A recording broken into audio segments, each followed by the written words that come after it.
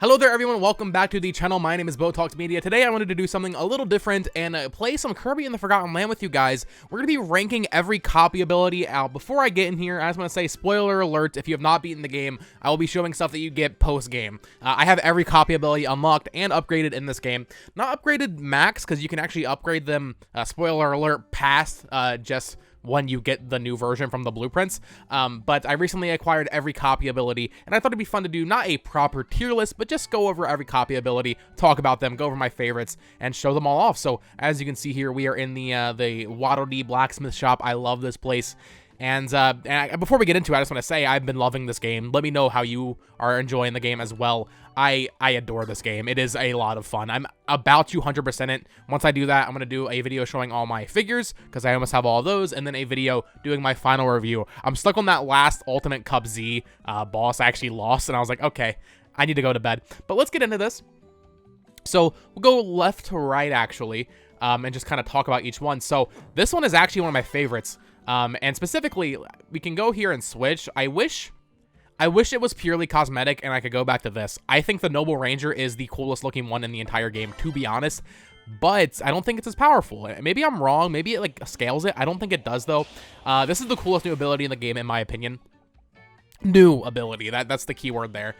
This thing is sick. I love he looks like, I feel like this is some in-game boss stuff. Obviously there's other ones like we'll get to with the Morpho Knight sword there and the King DDD hammers, but this one feels like I'm like a monster hunter, you know. I love the Ranger blunderbuss setup we got here with the dualies.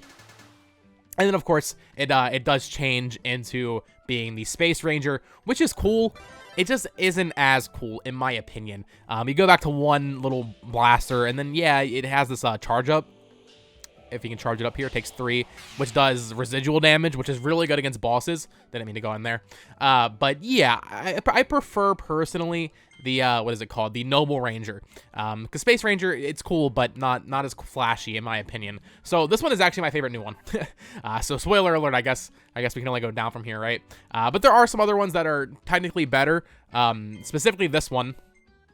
I think this might technically be the best thing in the game. It's either this or the Morpho Knight sword. We'll get to that. But this is the King DDD dually hammers. I love that you can do a jump and then hold down B and have these fire whirlwinds go around. That's awesome. And then, of course, you can charge it up and then do a crazy spin damage like this. One cool thing I had noticed while doing the Forgo post-game stuff, when there's like an ice thing, you can use this as fire. You don't need to get the fire ability, which is really cool. So I like that. And then what were the other hammers here? So this one obviously had 4. Toy hammer is obviously really cute. I like that a lot.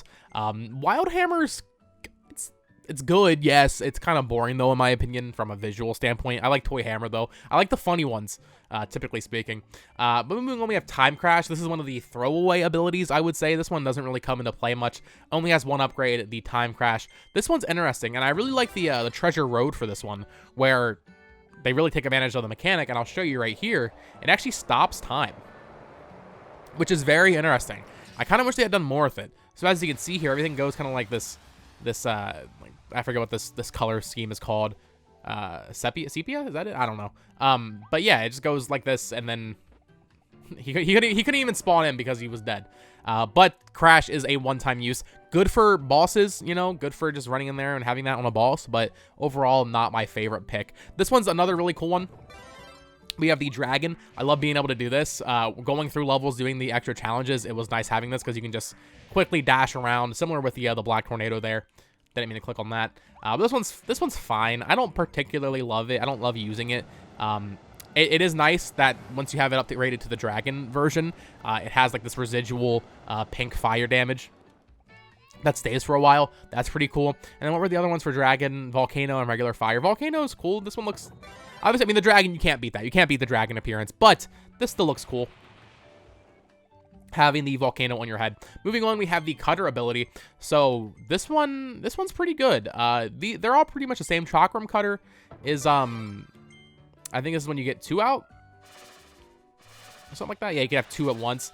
But for my money, I'll take the buzzsaw cutter. This one's really cool, where it just does way more damage. It's way bigger. It gets like super glowy, almost like the boss fights. I'm hurting Elfilin. Sorry, Elfilin. Buzzsaw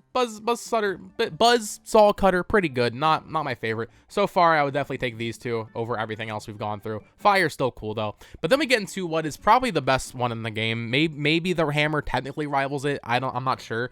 But we have the Morphonite sword, and along with this, before we get to that, I do want to say the Gigant sword is awesome. I almost wish this was the final one. Dude, look at Kirby with this huge sword. He looks like a monster hunter. This is the thing from the demo that really sold me on the game, to be honest. I just love this outfit for Kirby. But, of course, there are better upgrades. We have Meta Knight Sword. You get this from doing the Meta Knight Cup pretty early on.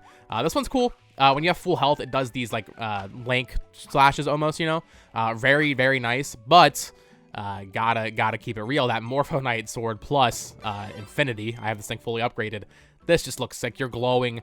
When you power up your sword, it gets big. And then it actually stays big, I believe. Yeah, it stays big for a bit after you do that, which is really cool. And, of course, it does massive damage. And, like with the Meta Knight Sword, if you have full health, it stays doing the residual damage. And then also, yeah, similar to the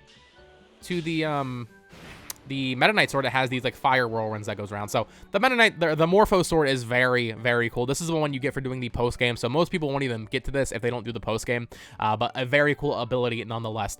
Then we get to what I would consider...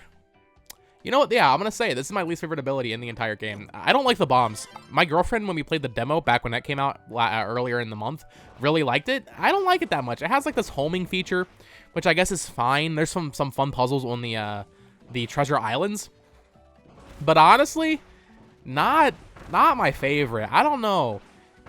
I like being able to do my charge up stuff, and I can't really do that with this. You can toss it. Yeah, you can actually throw it and have like this little thing. I like look at little Kirby scuttling. That's good. That is good. But for the most part, I don't really like this ability. I didn't use it too much. Then we get to the tornado ability. Oh, and I just realized I didn't actually look through these, so they're all pretty much the same though. Yeah, chain bomb. It's fine.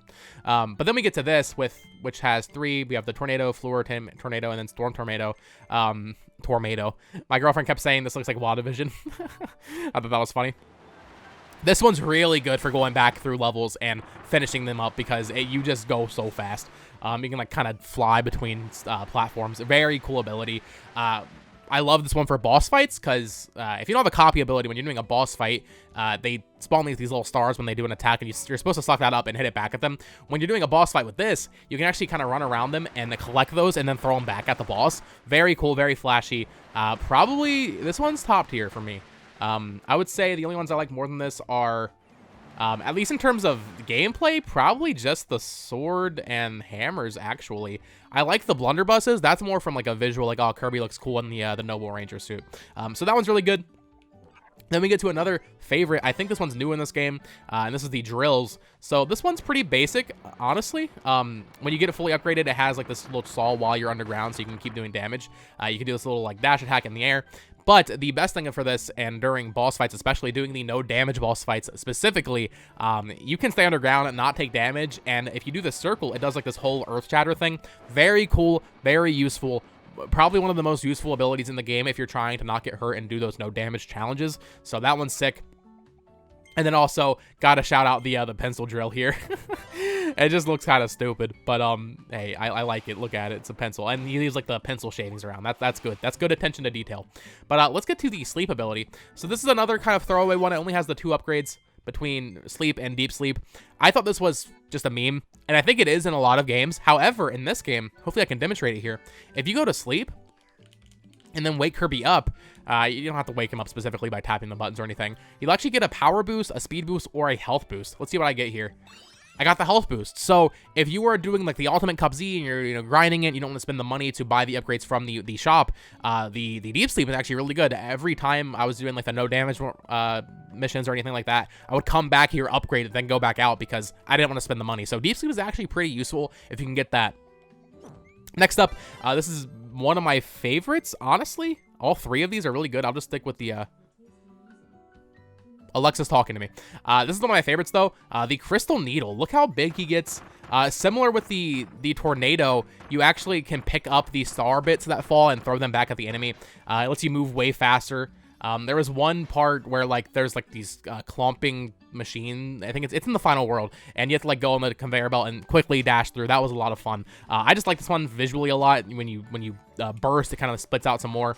Very cool. When you do a little jump attack, you can speed up there. The Crystal Needle is one of my favorites for sure. Top tier for me, along with Fleur Tornado and, of course, Morpho Knight Sword and the hammers. Noble Ranger, once again, not as good gameplay-wise. I just like the costume. And then the final ability we're showing today is the Ice ability. This one's cool because you can use it on, of course, water levels and against, like, the slime, I believe, like the black, like, sludge, and just walk on it, and, like, magma and stuff, so you can just kind of skate around. Just moving around with the Ice ability is a lot of fun, but actually using it, I don't know, it's fine. I like that you can freeze enemies. Let's see if we can freeze Mr. Sandbag here. It looks like we cannot. Oh, no, we can. We're freezing him. We gotta preserve Mr. Sandbag's greatness. I like that you can freeze the bosses and kind of just completely immobilize them. That's fun. I like, let me go back, actually, and switch to the Mr. Frosty Ice. This one's good because you can actually spawn snowmen. I like this one a lot, just because of that. And then you can just have them as your little friend, and you can sit next to them, and it's very wholesome. But there you guys have it. That is my review of every copy ability in Kirby in the Forgotten Land.